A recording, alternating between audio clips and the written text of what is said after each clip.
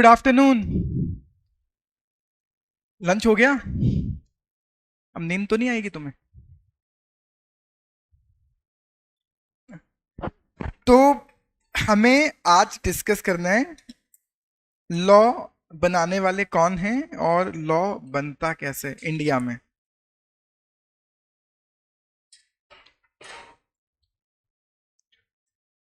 I hope आप सब जानते हो ये देश चल रहा है एक लॉ से, that is called constitution. Constitution ने जब हमें डिक्लेयर किया कि हम डेमोक्रेटिक रहेंगे, लोकतांत्रिक व्यवस्था रहेगी देश में, डेमोक्रेटिक सिस्टम रहेगा, जब कॉन्स्टिट्यूशन ने ये बताया कि हम डेमोक्रेटिक रहेंगे, तब कॉन्स्टिट्यूशन बनाने वालों ने बताया कि हमारी डेमोक्रेसी 3 पिलर पर बेस्ड रहेगी।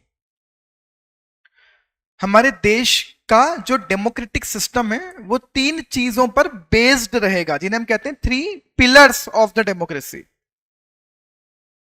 ये नाम शायद आपने कभी सुने भी होंगे। बहुत बढ़िया। इन तीनों पिलर को कहा जाता है लेजिस्लेचर, एग्जीक्यूटिव एंड जुडिशरी, है ना।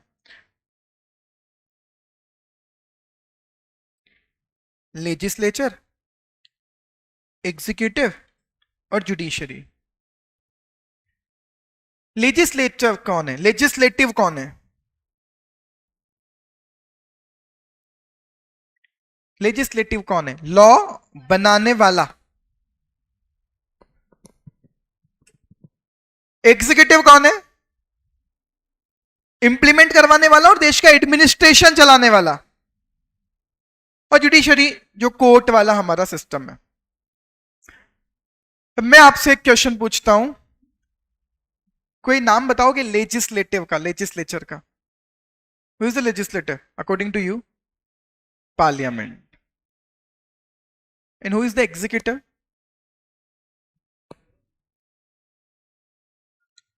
बढ़िया, तो आप बता सही रहे हो, पार्लियामेंट।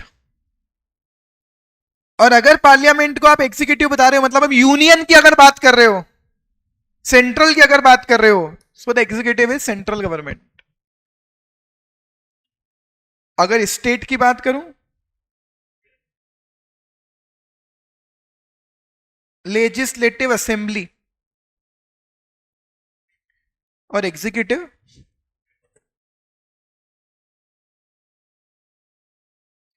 ठीक है। देखो समझना, आज का ये लेक्चर केवल इसी चीज को देना कि आप देश का सिस्टम समझो। ये पॉलिटिकल साइंस का लेक्चर भी नहीं है, हम बीजेपी कांग्रेस की बात नहीं कर रहे इधर, हम इस पूरे देश के डेमोक्रेसी के सिस्टम को समझने की कोशिश कर रहे हैं। एक पढ़े लिखे व्यक्ति को सबसे पहले यही समझ में आना चाहिए। अब एक बात सोचो, सेंट्रल गवर्नमेंट बैठी हुई कहां है? पार्लियामेंट में।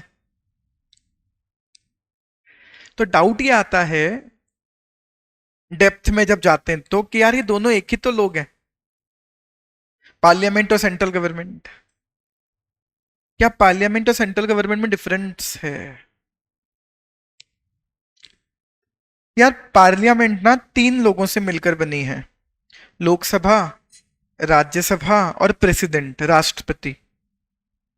अपर house, lower house and then president. Parliament में बीजेपी के मेंबर्स भी बैठे हुए हैं, कांग्रेस के भी बैठे हुए हैं, जितनी भी पार्टीज के अब हम नाम लेना चाहें, जिन जिन के भी MPs, member of parliament, election में जीत कर गए हैं, वो सब लोग पार्लियामेंट में बैठे हुए हैं, चाहे वो बीजेपी के हों या कांग्रेस के हों या अखिलेश यादव की समाजवादी पार्टी के हों या ममता बनर्जी की तृणमूल कांग्रेस के हों, सब बैठे हुए हैं। लेकिन सेंट्रल गवर्नमेंट का मतलब है बीजेपी। गवर्नमेंट किस क्या बोलते हैं, सरकार किसकी है? कहते हैं बीजेपी की है। यही तो बोलते हो, सरकार किसकी है? बीजेपी की है। पार्लियामेंट किसकी है? क्या बीजेपी की है? नहीं, वहां सारे लोग बैठे हुए जितने भी इलेक्ट होकर आए हैं। तो अब देखना आप ही आंसर दोगे, who will participate in making of the law. Law बनाते टाइम कौन कौन पार्टिसिपेट करेगा? पार्लियामेंट के सभी लोग, वेदर इट इज बीजेपी और कांग्रेस। लेकिन देश कौन चलाएगा? बीजेपी की गवर्नमेंट। यही डिफरेंस है। क्या बात समझ में आ रही है और बताऊं, क्लियर है आपको? स्टेट की लेजिस्लेटिव असेंबली में तो मोहन यादव जी के अलावा कांग्रेस के विधायक भी बैठे हुए हैं। तो असेंबली तो सबकी मिलाकर है। अगर विधानसभा से मध्य प्रदेश में लॉ बनना है तो सारे लोग पार्टिसिपेट करेंगे, लेकिन सरकार बीजेपी की है, वही चलाएंगे। यही डिफरेंस है। तो पार्लियामेंट और सेंट्रल गवर्नमेंट में भी डिफरेंस है, ये दोनों अलग अलग हैं। तो parliament is legislator and central government is executive, है ना? नहीं ना, सेंट्रल और स्टेट लेवल पर आप जुडिशरी को नहीं बांटोगे, उनका एक अलग सिस्टम है कि सबसे टॉप पर सुप्रीम कोर्ट होती है, फिर हर स्टेट में हाई कोर्ट होती है, फिर लोअर कोर्ट्स होती हैं। ये भी समझाऊंगा मैं आपको समय आने पर। चलिए, तो 3 पिलर हैं डेमोक्रेसी के, ठीक है। नाउ द क्वेश्चन इज कि जो आपने कहा लेजिस्लेटिव मतलब 2 लोग, तो हाउ टू डिसाइड कि लॉ पार्लियामेंट बनाएगी या लेजिस्लेटिव असेंबली बनाएगी, है ना? यहां तक भी मुझे लगता है आपको सबको समझ में आता है कि ये लड़ाई है ही नहीं, इसे ऑलरेडी क्लियर किया हुआ है कॉन्स्टिट्यूशन में। कुछ लोग बेवकूफी भरी बातें करते हैं कि सेंट्रल गवर्नमेंट ने कहा कि अरे हम सारा काम थोड़ी कर लेंगे खुद ही, तो हम कितना काम करेंगे, तो स्टेट वालों को दे गया कॉन्स्टिट्यूशन पावर। कोई भी व्यक्ति बेवकूफ नहीं है जो अपनी पावर छोड़ेगा। शायद उन भले लोगों ने समझाने के लिए बोल दिया होगा बच्चों को, पर गलत तरीके से समझाया भी क्यों जाए? क्यों छोड़े? लड़ाई ही पावर की है। तो ये कॉन्स्टिट्यूशन के पास कोई हाथ जोड़ के नहीं गया कि हमको कितने काम करवाओगे, नहीं, कॉन्स्टिट्यूशन को पता था लड़ाई होगी। बनाने वाले किसने बनाया constitution? B are Ambedkar ji ने। ये पार्शियल ट्रुथ है, ये आधा सच है ना, ये गलत आंसर है। The right answer is constituent assembly. Constitution किसने बनाया? कॉन्स्टिट्यूएंट असेंबली ने, संविधान सभा ने, जिसके chairman B are Ambedkar ji थे, उसमें तो और भी लोग थे। तो कॉन्स्टिट्यूएंट असेंबली जो कॉन्स्टिट्यूशन बना रही थी, उन्हें अपना माइंडसेट क्लियर था उनका कि ये लड़ेंगे कि कौन से मुद्दे पर हम लॉ बनाएंगे, कौन से पर तुम बनाओगे। उन्होंने पहले ही क्लियर कर दिया कि यार वो मैटर्स, वो मुद्दे जो पूरे देश को अफेक्ट करेंगे उन्हें अलग रखते हैं, वो मैटर्स, वो मुद्दे जो पर्टिकुलर स्टेट से रिलेटेड है उन्हें अलग रखते हैं, और फिर आए वो मैटर्स जो सेंट्रल को भी अफेक्ट करेंगे as a country as a whole, और स्टेट का भी इंटरेस्ट इन्वॉल्व है, उनको अलग किया। तो कितनी लिस्ट बनकर आई? 3। ये तीनों लिस्ट भी कहां है? कॉन्स्टिट्यूशन में 3 लिस्ट है। लिस्ट के नाम भी बताएं आपको। यहां तक मैं एक भी बार क्लेम नहीं कर रहा हूं कि मैंने आपको कुछ पढ़ा दिया, ये सब मुझे लगता है आपको आता है। पहली list union list,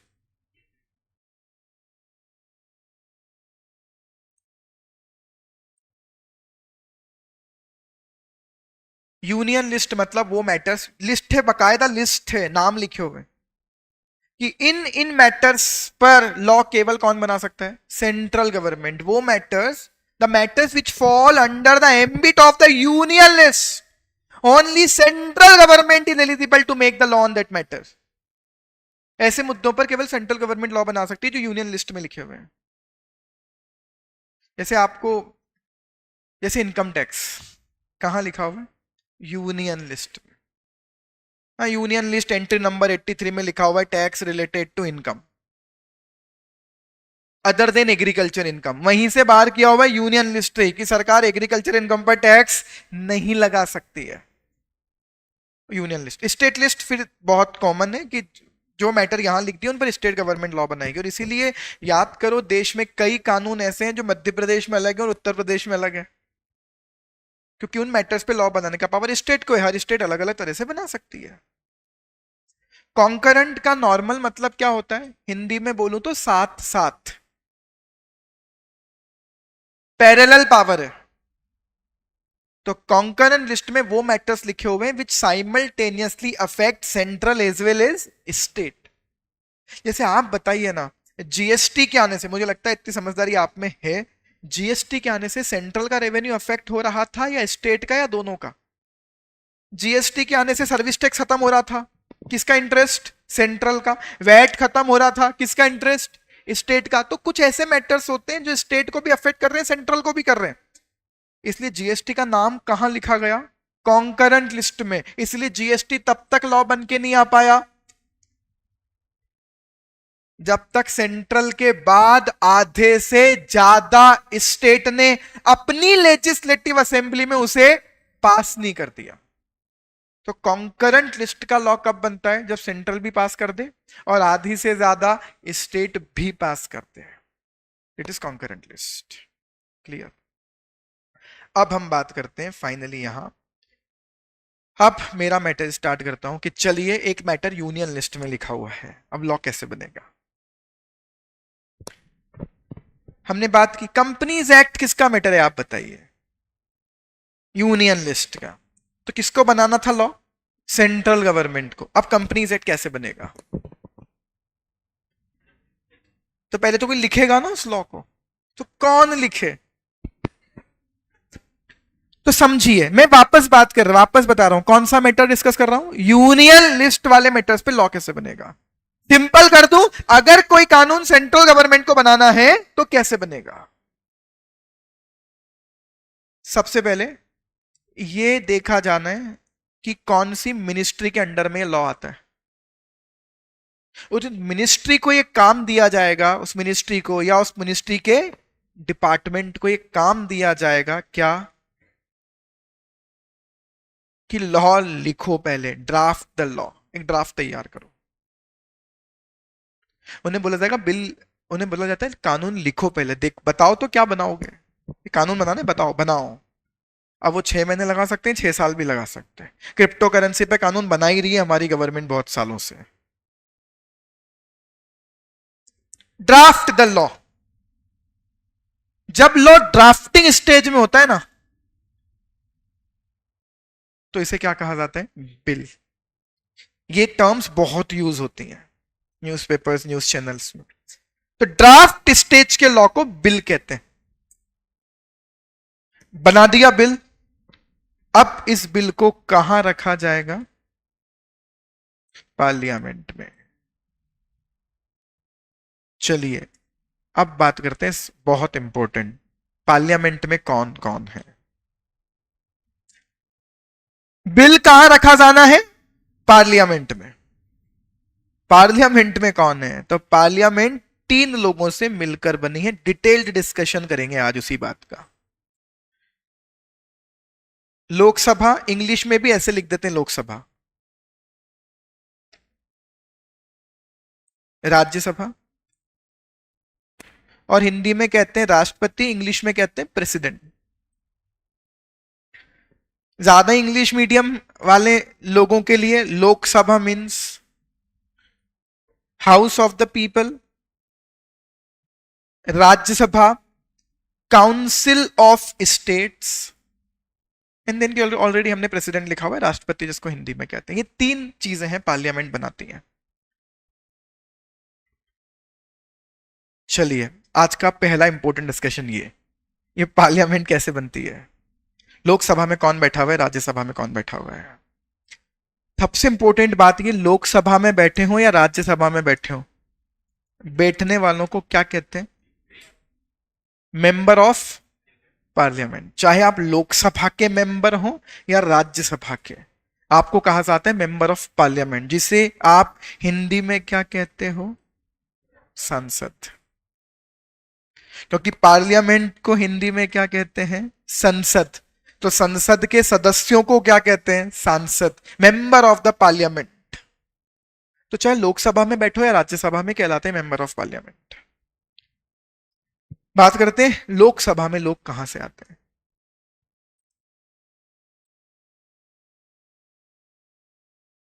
direct election, उसका नाम ही है ना, house of the people. So who elect them? Public, by direct election. कितने लोग बैठ सकते हैं पार्लियामेंट में? सो कॉन्स्टिट्यूशन ने पार्लियामेंट में मैक्सिमम सीट्स डिसाइड की थी, कितनी? 552। मैक्सिमम सीट्स डिसाइड की थी कॉन्स्टिट्यूशन ने पार्लियामेंट, लोकसभा की कितनी? 552। कैसे बाइफरकेट किया, कहां से लाए 552? कहते 530 सीट्स तो हम अलॉट करेंगे स्टेट्स को, 20 सीट्स अलॉट करेंगे यूनियन टेरिटरीज को। आई थिंक यूनियन टेरिटरी समझते हो आप, जो टेरिटरी है लेकिन सेंट्रल गवर्नमेंट कंट्रोल करती है, स्वतंत्र राज्य, फ्री स्टेट नहीं है। जैसे मध्य प्रदेश एक फुल स्टेट है, लेकिन लद्दाख एक फुल स्टेट नहीं है, वो यूनियन टेरिटरी है, उस पर कंट्रोल होगा सेंट्रल का कहीं ना कहीं। और 20 सीट्स उन लोगों के रिप्रेजेंटेटिव्स को देंगे। 2 सीटें इन्होंने कहा था एंग्लो इंडियन कम्युनिटीज को रिप्रेजेंट करने वाले लोगों को देंगे। How is this Anglo Indian community? So हम बहुत सालों तक गुलाम रहे हैं, बहुत सारे ब्रिटिश इंडिया में रहे हैं। सो वो कम्युनिटी जिनके पेरेंट्स में से, मदर या फादर में से कोई एक ब्रिटिश है और कोई एक इंडियन है, ऐसी कम्युनिटी को कहा जाता है एंग्लो इंडियन कम्युनिटी, जो कि अब ऑलमोस्ट ना के बराबर है, खत्म है चीजें। सो प्रेसिडेंट को पावर है कि 2 लोग इनको रिप्रेजेंटेटिव केवल ला सकते हैं। ऐसा करके 552 सीट्स हमने डिसाइड की थी। नेक्स्ट इलेक्शन के पहले, याद करो पहली बात तो पार्लियामेंट का इलेक्शन देखा है क्या आपने कभी? लोकसभा का इलेक्शन देखा है क्या आपने? कैसे लोग हो यार, अभी तो आपने 2024 में इलेक्शन देखे जब मोदी जी वापस इलेक्ट होकर आए हैं। किस चीज के इलेक्शन थे वो? लोग, बस यही मेरा यही पॉइंट है, बस यही समझाना चाह रहा हूं मैं आपको। बीजेपी कांग्रेस नहीं बताना चाह रहा, मैं आपको ये समझाना चाह रहा हूं देश कैसे चल रहा है। 2024 में अभी तो चुनाव हुए लोकसभा के, जब मोदी जी हारते हारते बचे, याद है ना? बस वही वो लोकसभा के इलेक्शन है 2024 में हुए हैं। अब नेक्स्ट कब होंगे? 29 में सीटें बढ़कर 800 हो जाएंगी, 800 से ज्यादा, ये ऑलरेडी डिसाइडेड है। मतलब बहुत सारे बेरोजगारों को नेतागिरी का मौका और मिलने वाला है। 550 सीट की जगह लोकसभा में 800 से ज्यादा सीटें हो जाएंगी। देश बढ़ रहा है ना। किसको बोलते हैं मेंबर ऑफ पार्लियामेंट? ये सब लोग कौन है? लोगों के रिप्रेजेंटेटिव। तो एक व्यक्ति एक लिमिट से ज्यादा लोगों को कैसे रिप्रेजेंट कर सकता है? कितने लोगों का ध्यान रख लेगा कोई एक व्यक्ति? को तो हमें पता है वो अपना ही रखते हैं बस, पर लॉफुली तो उनको लोगों का ध्यान रखना, तो एक व्यक्ति कितने का रख लेगा? इसलिए अब सीट्स बढ़ रही हैं। इफ यू रिमेंबर, पार्लियामेंट नई बन गई है, तो जो लोकसभा का पहले सदन था वो बहुत छोटा है, अब बड़ा बनाया है जहां 900 लोग बैठ सकते हैं। वो इसीलिए क्योंकि अब सीट्स बढ़ेंगी। इंदौर से अभी एक सांसद है, if you remember, Shankar Lalwani ji, is the member of parliament from the constituency Indore. अब 29 में इंदौर से 2 सांसद हो जाएंगे, east Indore and west Indore, 2 हो जाएंगे। ऐसे करके 550 सीटें 800 करीब हो जाएंगी अब। ठीक है, तो 552 हमने डिसाइड किया हुआ था, आज की डेट में तो यही है। अब ये आएगा डाउट, ये कहां से लाए? कौन सी स्टेट को कितनी सीटें दोगे? अभी अभी मैंने बोला कौन लोग हैं, किसको रिप्रेजेंट कर रहे हैं? पब्लिक को। तो कौन सी स्टेट को कितनी सीट मिलेगी ये डिपेंड करता है उस स्टेट की पॉपुलेशन पर। मध्य प्रदेश में लोकसभा की कितनी सीटें हैं? मध्य प्रदेश में लोकसभा की 29 सीट्स हैं। मध्य प्रदेश से 29 मेंबर ऑफ पार्लियामेंट जाते हैं लोकसभा में। यूपी में 80 से ज्यादा हैं। अब आपको समझ में आ रहा है why UP is important for the entire politics of this country. ठीक है, 80 से ज्यादा सीटें यूपी में, 29 नहीं, राजस्थान में अराउंड 20, अराउंड क्या 25 सीट्स हैं राजस्थान में लोकसभा की, एमपी में 29 है, बिहार में भी बहुत सारी है, इसलिए यूपी बिहार बहुत बड़ा मैटर है। ठीक है, अब आज की डेट में 552 मैक्सिमम सीट्स थी। आज की डेट में इलेक्शन केवल कितनी सीट पर होते हैं? इतनी सीटें। अरे मैक्सिमम थी ये, तो अभी हमने कितनी इफेक्टिव कर रखी है? 543। तो पिछले 2024 में जो इलेक्शन हुआ है, जिसमें चुनाव हुए थे, कितनी सीटों पर चुनाव हुए थे? 543 सीट्स पर। This is how we constitute Lok Sabha, house of the people. Direct election से अपॉइंट होते हैं लोग वहां, डायरेक्ट इलेक्शन से रिप्रेजेंटेटिव वहां जाते हैं। चलिए आगे, अब बात यह करते हैं कि 543 सीट्स में जो जीत कर गया उसका क्या होगा? सरकार किसकी बनेगी?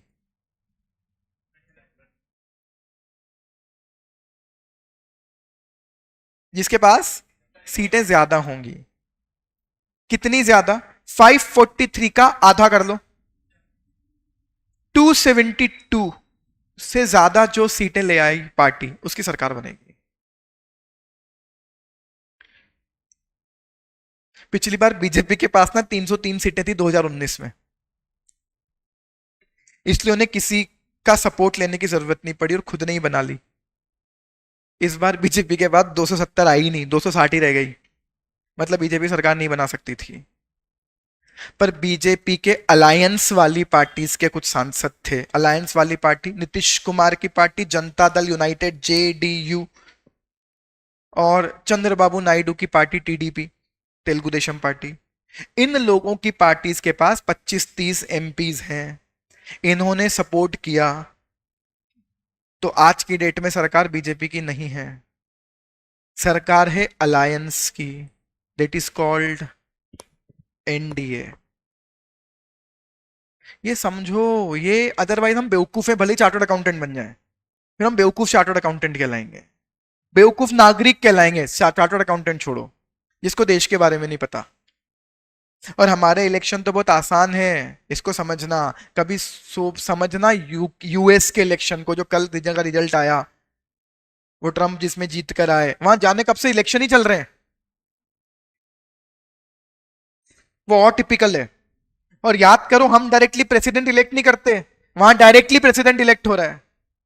हमारे यहाँ इलेक्शन किसका होता है? प्राइम मिनिस्टर का, वहां प्रेसिडेंट का हुआ है। बहुत डिफरेंट है दोनों कंट्रीज की डेमोक्रेसी में,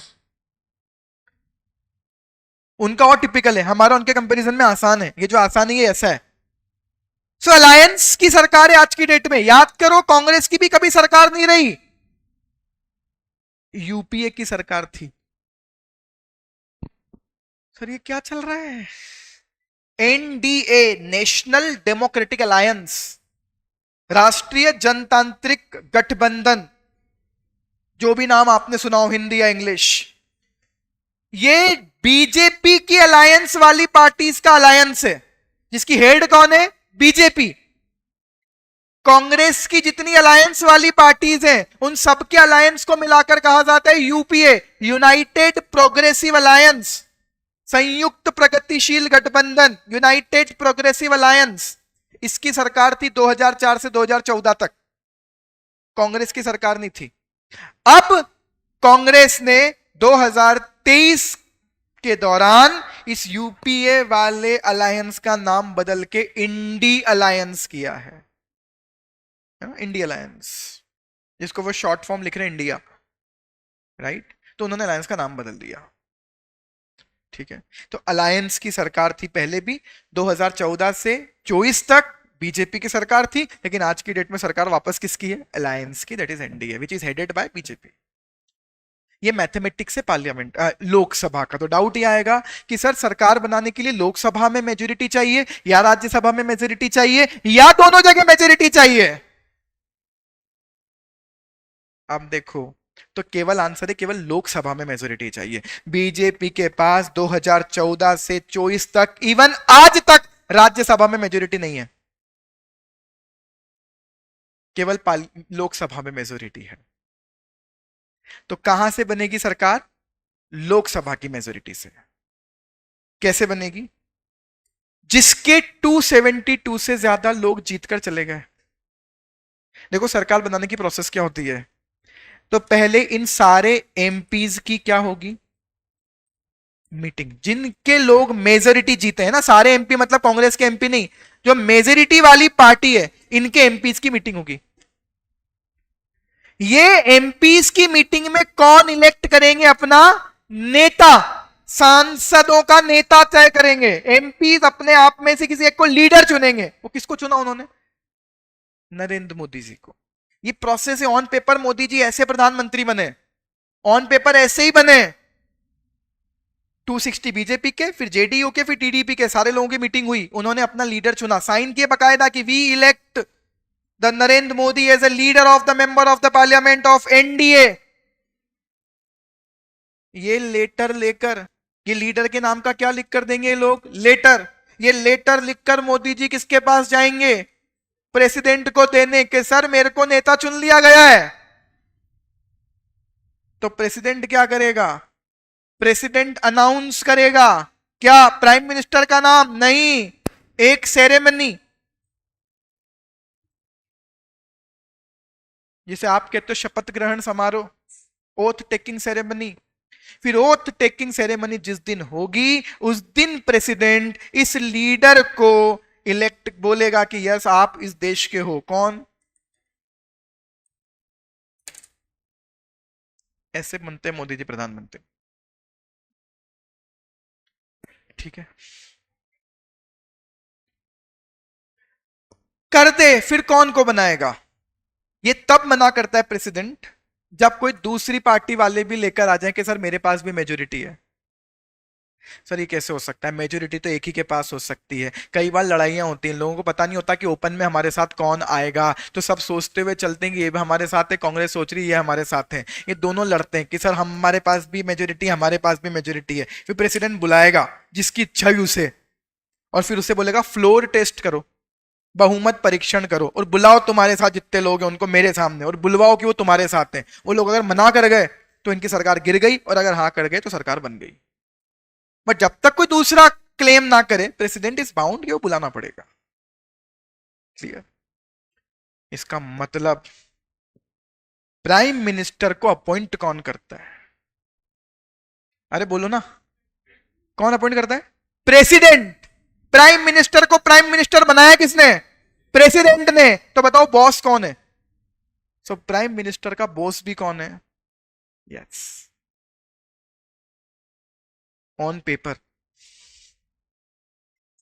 प्राइम मिनिस्टर का भी बॉस है, he is the first person of this country. सबसे पावरफुल पोजीशन ऑन पेपर इस देश में अगर कुछ है तो वो कौन सी पोजीशन है, president. On paper president the most powerful person of the country, क्योंकि प्राइम मिनिस्टर को अपॉइंट उन्होंने किया। क्लियर, ये मैथमेटिक्स है लोकसभा का। चलिए सबसे इंटरेस्टिंग मैथमेटिक्स पर आते हैं, राज्यसभा। ये कहां से बनती है, काउंसिल ऑफ द स्टेट्स, ये कहां से बनती है। अच्छा, इसमें मैक्सिमम कितनी सीट है आज की डेट में, 250। 238 तो कहां से आएंगी, स्टेट से इलेक्ट होकर, कैसे अभी बात करूंगा। और 12 सीट्स पर प्रेसिडेंट अलग अलग लोगों को क्या कर सकता है, नॉमिनेट। 12 लोगों को जिन्होंने देश के लिए कुछ अच्छा काम किया हो अपने साइंस आर्ट स्पोर्ट वाले फील्ड में। सचिन तेंदुलकर जी राज्यसभा के सांसद रहे, आई होप आपको पता होगा ये बात, नहीं तो मैं बता देता हूं। अभी राज्यसभा की एक और सांसद है बहुत पॉपुलर, सुधा मूर्ति जी। इन्होंने कौन सा चुनाव लड़ लिया, कोई चुनाव नहीं लड़ा, प्रेसिडेंट ने नॉमिनेट किया। ठीक है, तो कुछ अच्छे लोगों को प्रेसिडेंट, ऐसे टोटल 12 लोगों को प्रेसिडेंट नॉमिनेट कर सकता है राज्यसभा में। बाकी 238 कहां से आएंगे, स्टेट से। अब डाउट स्टेट से कैसे आएंगे, हर स्टेट में एमएलए बैठे होते हैं, तो हर स्टेट में राज्यसभा के कैंडिडेट खड़े होंगे और एमएलए उनको क्या करेंगे, वोट करेंगे। जो लोग यहां से जीत कर गए वो कहां जाके बैठेंगे, राज्यसभा में। तो राज्यसभा में बैठने वाले लोग किनको रिप्रेजेंट कर रहे हैं, अपनी अपनी स्टेट्स को। लोकसभा के लोग किसको रिप्रेजेंट कर रहे हैं, पब्लिक को। राज्यसभा के लोग किसको रिप्रेजेंट कर रहे हैं, अपनी अपनी स्टेट को। राज्यसभा के लोग कहां से इलेक्ट होकर जाते हैं, हर स्टेट की लेजिस्लेटिव असेंबली से जैसे 530 सीटें बांटी हुई हर स्टेट में अलग अलग, वैसे 238 सीटें भी हर स्टेट में अलग अलग बांटी की। लाइक मध्य प्रदेश से 6 लोग जाएंगे राज्यसभा में, ठीक है। तो इन 6 सीटों पे इलेक्शन होंगे, 6 कैंडिडेट बीजेपी खड़े करेगी, 6 कैंडिडेट कांग्रेस खड़ी करेगी। जिसके कैंडिडेट को ज्यादा वोट मिल गए वो इलेक्ट होकर वहां पहुंच जाएगा। तो राज्यसभा के लोगों का इलेक्शन कहां होता है? हर स्टेट की लेजिस्लेटिव असेंबली में। क्लियर है? अब मैं आपको बताता हूं, बीजेपी के पास आज भी राज्यसभा में मेजोरिटी नहीं है। दिमाग लगाओ, सोचकर देखो क्यों।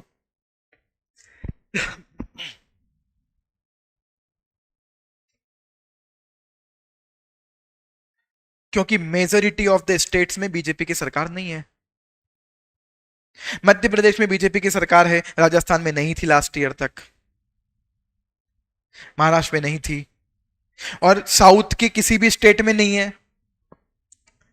तो वहां से लोग कभी भी बीजेपी के इलेक्ट होके जा ही नहीं पाएंगे। बीजेपी के पास मेजोरिटी नहीं है राज्यसभा में। क्या बात समझ में आ रही है? अब आपके एक बहुत इंटरेस्टिंग डाउट का आंसर, तो मुझे लगता है डाउट आपको कभी ना कभी आएगा। मैंने खूब देखा है सोशल मीडिया पे डाउट कि मोदी जी को जब हमने प्राइम मिनिस्टर बना दिया ना एक बार, तो ये क्यों नहीं बैठते यार वहां लोकसभा में जाकर? हर राज्य के चुनाव होते हैं, मोदी जी उछल कूद करते हुए आ जाते हैं प्रचार करने। देखा होगा आपने, मध्य प्रदेश में चुनाव हुए थे, मोदी जी आ गए भाषण देने। अभी महाराष्ट्र में चुनाव है, मोदी जी जा रहे हैं भाषण देने। डाउट ये आता है कि मोदी जी को क्यों आना है प्रचार करने? हमने बनाकर बिठा दिया ना उन्हें वहां। मोदी जी क्यों आते हैं राज्यों के जब चुनाव होते हैं तब? स्टेट्स के इलेक्शन में मोदी जी को क्या इंटरेस्ट है? दिमाग लगाओ, क्या इंटरेस्ट है? अगर उन स्टेट में आपकी पार्टी नहीं जीती, तो आपकी मेजोरिटी नहीं होगी, तो आपके लोग वहां से राज्यसभा में नहीं पहुंचेंगे, और राज्यसभा में नहीं पहुंचेंगे, आपकी वहां मेजोरिटी नहीं होगी। और कानून बनाने के लिए राज्यसभा में भी लॉ पास करवाना है।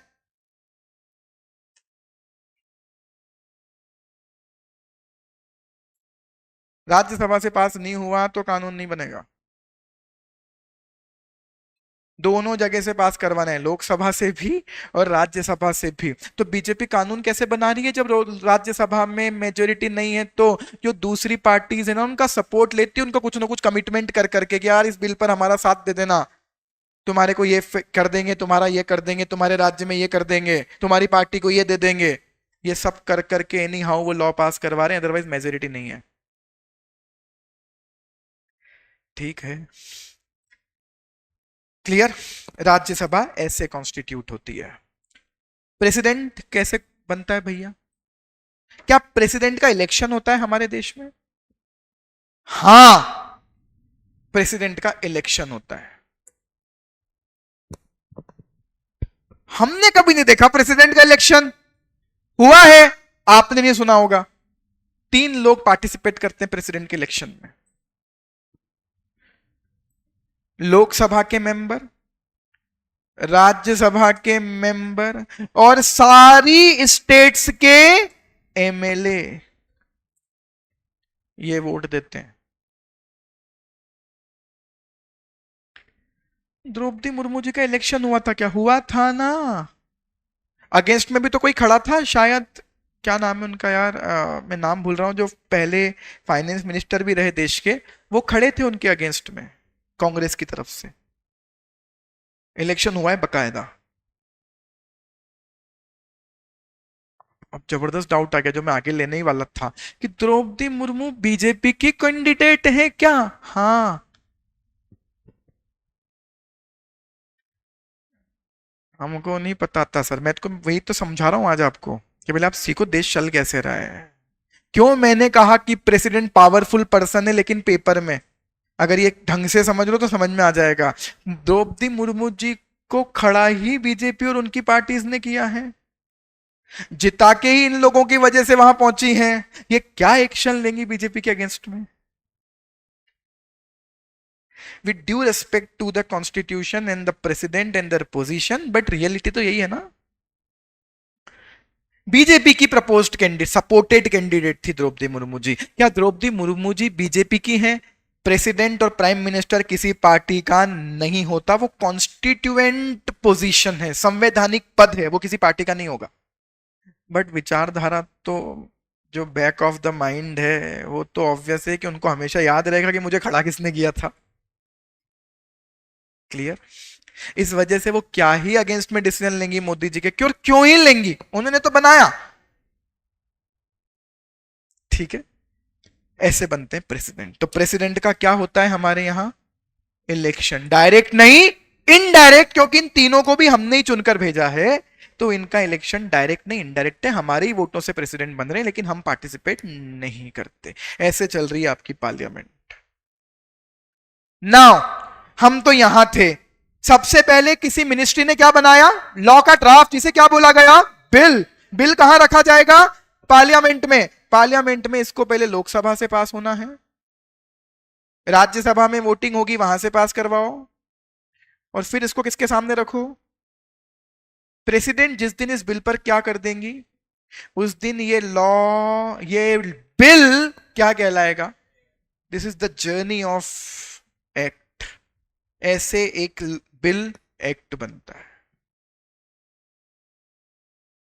ठीक है, पहले बिल होता है, बिल रखा जाता है। आता हूं जाननी, 2 मिनट उस पर भी आता हूं। कैबिनेट मिनिस्टर्स कौन होते हैं, आ रहा हूं उस पर आता हूं। पहले मुझे ये इंपॉर्टेंट चीज समझानी है। बिल होगा, कोई मिनिस्ट्री बनाएगी, बिल दोनों तीनों जगह जाएगा, पास होगा, अगर वहीं ये रिजेक्ट हो गया तो ये खत्म है, इस पर लॉ नहीं बन सकता। फिर प्रेसिडेंट के पास जाएगा, वो जब साइन करेंगे तब ये एक्ट बनेगा। इसलिए याद करो, बहुत सुना होगा आपने कई बार। अरे आपने एक नाम सुना होगा, सिटीजनशिप अमेंडमेंट बिल। फिर जब पास हुआ तो क्या कहलाया? सिटीजनशिप अमेंडमेंट एक्ट, CAA, जिस पर बहुत नाटक हुए इंडिया में कोविड के पहले। तो पहले कैब कहते थे, सिटीजनशिप अमेंडमेंट बिल। फिर जब पास हो गया तो क्या बोला गया? Citizenship amendment act. ठीक है, चलिए कैबिनेट मिनिस्टर को जल्दी से समझाने की कोशिश करता हूं, क्योंकि मुझे स्टेट लेजिस्लेटिव समझाना है आपको जल्दी से। कैबिनेट मिनिस्टर्स कैसे बनते हैं? कितने MP इलेक्ट होकर गए? 550, 543। किनको बनाएंगे MP? जो बीजेपी के होंगे। कांग्रेस के लोगों को MP बना दे, मिनिस्टर बना देंगे? नहीं, ये इनका बस चले तो उनको MP ना रहने दे। तो मिनिस्टर कौन बनेंगे? वो पार्टी जिसको मिनिस्टर बनाना चाहे बना सकती है। डाउट है लोकसभा का व्यक्ति मिनिस्टर बनेगा या राज्यसभा का व्यक्ति भी मिनिस्टर बने सकता है?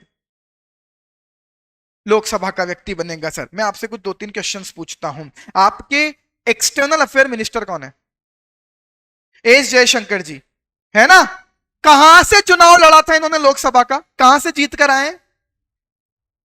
उन्होंने कोई इलेक्शन नहीं लड़ा आज तक। मंत्री कैसे बन गए? राज्यसभा के MP हैं। अरुण जेटली जी जो आपके फाइनेंस मिनिस्टर रहे 2 बार, वो चंडीगढ़ से अपना चुनाव हारे, फिर मिनिस्टर कैसे बन गए? राज्यसभा से लाए। इसका मतलब to become a minister you should be member of the parliament, whether it is member of the Lok Sabha और member of the Rajya Sabha, both are eligible. अरे ज्योतिरादित्य सिंधिया जी को 2020 में कैसे बना दिया था सिविल एविएशन मिनिस्टर? वो तो चुनाव हारे थे 2019 में खुद का, 20 में कैसे मिनिस्टर बन गए? वो तो कांग्रेस के थे, उन्होंने यहां बीजेपी की सरकार बनवा दी राज्य में। बीजेपी उनको MP से राज्यसभा में ले गई और वहां के बाद उन्हें मिनिस्टर बना दिया। यही तो पूरा मैथमेटिक्स था। यही बच्चों को नहीं समझ में आता और मैं कहता हूं यही सीखो। मैं ये नहीं कह रहा बीजेपी कांग्रेस की रैलियों में जाओ, ये सीखो ये चल कैसे रहे। आपको समझ में आए पूरा इंसिडेंट कि किसके लिए किया गया था। ज्योतिरादित्य सिंधिया जी को लालच दिया गया, यहां सरकार गिरा दो, हम आपको मिनिस्टर बना देंगे। आप तो चुनाव हार के बैठे हो, कांग्रेस में क्या मिलेगा आपको? मिनिस्टर बना दिया डायरेक्ट। कहां से? राज्यसभा से। ठीक है, तो लोकसभा या राज्यसभा दोनों के MP क्या बन सकते हैं? तो डाउट है कैसे बनते हैं? कुछ नहीं, वही मोदी जी रिकमेंड करेंगे कि इनको मिनिस्टर बना दो। तो मोदी जी किसको रिकमेंड करेंगे? प्रेसिडेंट को। और प्रेसिडेंट इन्हें भी क्या दिलवाएगा? ओथ। तो ये मिनिस्टर बन जाएंगे। और मिनिस्टर बनने के बाद फिर मोदी जी इन्हें क्या बांट देंगे? इनकी अलग अलग मिनिस्ट्री। तो याद करो 2024 में जब मोदी जी ने शपथ ली तो उनके साथ 40-50 और भी लोगों ने ओथ ली थी। उस दिन थोड़ी बताया था कि किसको कौन सा मिनिस्टर बनाएंगे। उस दिन तो ये बोला था कि मैडम द्रौपदी मुर्मू जी को ये बोला गया कि मैडम मैं प्राइम मिनिस्टर हूं और ये मेरे कैबिनेट मिनिस्टर हैं। इनको सबको शपथ दिलवा दो, फिर उसके बाद उन्होंने जाके उनको अलग अलग मिनिस्ट्रीज अलॉट की है। तो किसकी इच्छा पर मिनिस्टर बनेगा व्यक्ति? प्राइम मिनिस्टर की इच्छा पर। ध्यान रखना, प्राइम मिनिस्टर भी एक मिनिस्टर है, वो भी मंत्री है, वो भले ही प्रधानमंत्री प्रधान है सारे मंत्रियों का, पर वो भी एक मिनिस्टर है। मतलब प्राइम मिनिस्टर बनने के लिए भी या तो आप लोकसभा से आए हो या राज्यसभा में मेंबर हो। मनमोहन सिंह जी ने कभी चुनाव नहीं लड़ा अपने जीवन में, फिर भी क्या बने थे? प्राइम मिनिस्टर, क्योंकि उन्हें कहां से लाया गया? राज्यसभा से। ठीक है, पर मोदी जी लड़ते हैं लोकसभा का चुनाव वाराणसी से, तो उन्हें राज्यसभा से लाने की जरूरत नहीं है। क्या सबको बहुत जगह सबको मिनिस्टर बना सकते हैं? नहीं। ऐसे तो फिर कितनी मिनिस्ट्रीज बनाओगे? तो कॉन्स्टिट्यूशन में प्रोविजन है, लोकसभा की स्ट्रेंथ का 15% ही मिनिस्टर हो सकते हैं। तो लोकसभा की आज की स्ट्रेंथ कितनी है? 543, उसका 15%, और 81 होगा अराउंड। इससे ज्यादा कैबिनेट, इससे ज्यादा मिनिस्टर नहीं हो सकते, इंक्लूडिंग प्राइम मिनिस्टर। 81 से ज्यादा मंत्री नहीं हो सकते। ये सब कॉन्स्टिट्यूशन के प्रोविजन है। ऐसे चल रहा है आपका देश। ठीक, लास्ट डिस्कशन, अगर कोई मैटर कहां लिखा है, वो लॉ कैसे बनेगा? वही स्टेट की भी अलग अलग क्या होती हैं, उनके डिपार्टमेंट को क्या बोला जाएगा? ड्राफ्ट द लॉ, जिसे क्या बोलेंगे? अब ये बिल कहां रखा जाएगा? पार्लियामेंट में थोड़ी, स्टेट वाली असेंबली में। अब स्टेट असेंबली में कितने हाउस होते हैं? अरे क्या बात है, ग्रेट, 3 हाउसेस होते हैं। जैसे वहां 3 है ना, इधर भी 3 है। 3 पार्ट है स्टेट लेजिस्लेटिव असेंबली के भी। एक को तो हम लेजिस्लेटिव असेंबली कहते हैं, जिसको आप हिंदी में कहते हो विधानसभा। सुना होगा तो सबने। इसे कहते हैं लेजिस्लेटिव काउंसिल, विधान परिषद। तीसरा कौन है यार, जिसे आप क्या कहते हो? राज्यपाल हिंदी में। Who is the governor of Madhya Pradesh? Mangu Bhai Patel ji, governor of Madhya Pradesh. अब देखो कई लोगों को पता ही नहीं है मध्य प्रदेश के गवर्नर कौन है, जरूरत ही नाम ही नहीं सुना। मोहन यादव जी जानते हैं, चीफ मिनिस्टर जो है उनको, पर governor is the top position of any state. जैसे प्रेसिडेंट बॉस है प्राइम मिनिस्टर का, वैसे गवर्नर बॉस है चीफ मिनिस्टर का भी, ऑन पेपर। ठीक है, लेजिस्लेटिव असेंबली कैसे बनते हैं? Direct election. यहां जो बैठते हैं उन्हें कौन क्या बोला जाता है? Member of legislative assembly. Most popular word, विधायक। ठीक, विधायक जी यहां बैठते हैं लेजिस्लेटिव असेंबली में। लेजिस्लेटिव काउंसिल वाले लोग कहां से आते हैं? लोकल अथॉरिटीज से इलेक्ट होकर। जैसे याद करो, राज्यसभा में कहां से जाते हैं? स्टेट से। स्टेट के रिप्रेजेंटेटिव राज्यसभा में बैठे हैं, वैसे स्टेट की लेजिस्लेटिव काउंसिल में लोग कहां से आकर बैठते हैं? नगर निगम, नगर पालिकाओं, यहां से रिप्रेजेंटेटिव जाते हैं। तो हमने कभी नाम नहीं सुना, क्योंकि एमपी में लेजिस्लेटिव काउंसिल है ही नहीं। केवल 6 स्टेट्स हैं देश में, लाइक कर्नाटका, बिहार, जहां लेजिस्लेटिव काउंसिल है। बाकी स्टेट्स में लेजिस्लेटिव काउंसिल है ही नहीं। There are only 6 states in this country which have legislative council. Otherwise her state में केवल क्या है? लेजिस्लेटिव असेंबली और फिर गवर्नर। ठीक है, नाउ गवर्नर कैसे आते हैं? इनका भी इलेक्शन होता होगा सर। तो सुनो, हमारे देश में गवर्नर का इलेक्शन नहीं, सिलेक्शन होता है और डायरेक्ट अपॉइंटमेंट होता है। गवर्नर का इलेक्शन नहीं होता। और कौन अपॉइंट करता है? प्रेसिडेंट अपॉइंट करता है गवर्नर को। अब आप भी जानते हो प्रेसिडेंट कैसे ही करते होंगे। मोदी जी बोल देंगे इसको वहां का राज्यपाल बना दो, प्रेसिडेंट उन्हें बना देंगे। तो आप देखो पिछले 10 सालों में जिन भी स्टेट के गवर्नर बने सब बीजेपी के पुराने बड़े बड़े नेता हैं। तो जिस भी पार्टी की सरकार है ना, उसे अपने अच्छे सीनियर लोगों को रिटायरमेंट प्लान बनाकर देना हो,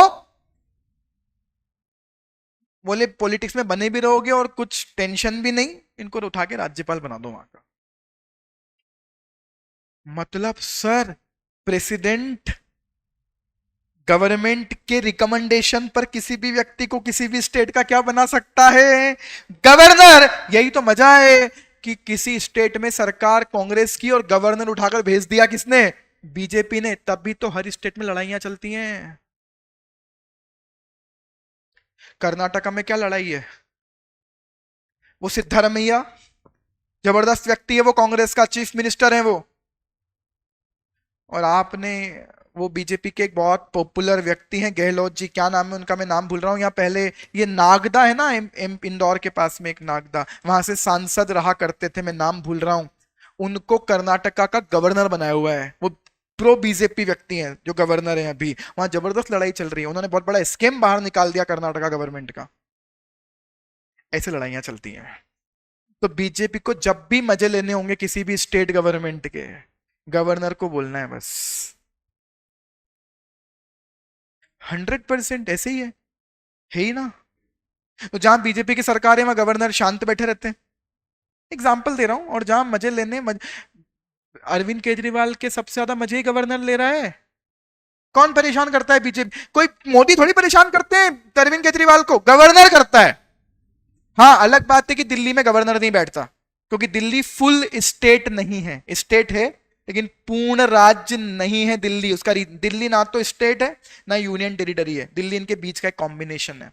क्यों? क्योंकि दिल्ली में सेंट्रल गवर्नमेंट भी बैठी हुई है और स्टेट भी बैठी हुई है। और अगर दिल्ली को आप पूर्ण राज्य बना दो तो दिल्ली की पुलिस दिल्ली की सरकार के हाथ में, वो मोदी जी को ही ना घुसने थे दिल्ली में। ये नहीं हो सकता ना। तो दिल्ली पार्शियल स्टेट है, इसलिए दिल्ली में गवर्नर की जगह पोस्ट बनाई हुई है लेफ्टिनेंट गवर्नर, उपराज्यपाल। और वहां अपॉइंट होते हैं उपराज्यपाल। और सबसे ज्यादा लड़ाई उपराज्यपाल की और केजरीवाल की यही चलती है। ये वही परेशान करते हैं उसको। ठीक है, टिकट मिलना मतलब कुछ नहीं होता। पार्टी ने आपको बोल दिया कि तुम हमारे सिंबल पर इलेक्शन लड़ोगे, उसे बोलते हैं टिकट मिलना।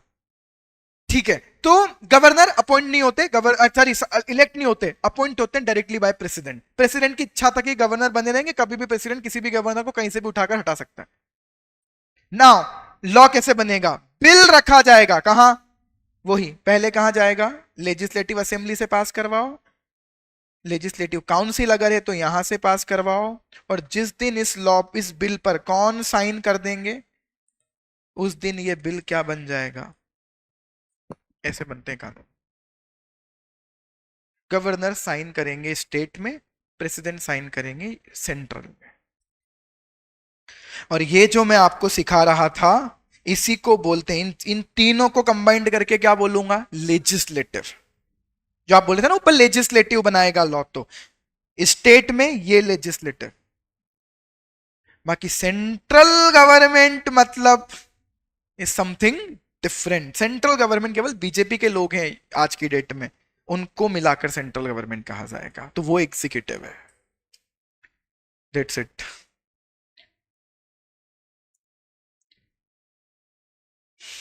यार देखो, लेजिस्लेटिव काउंसिल होना ही क्यों है?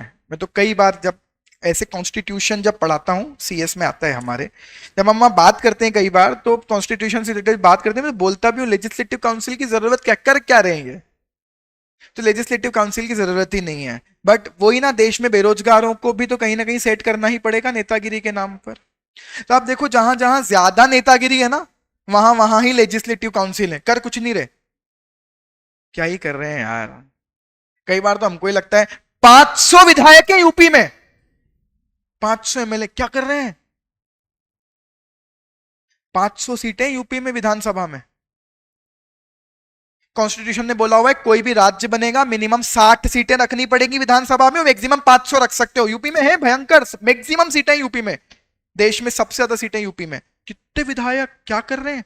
गुंडागर्दी तो करवा रहे हैं, और क्या कर रहे हैं? अच्छा, जितने विधायक उतने मंत्री।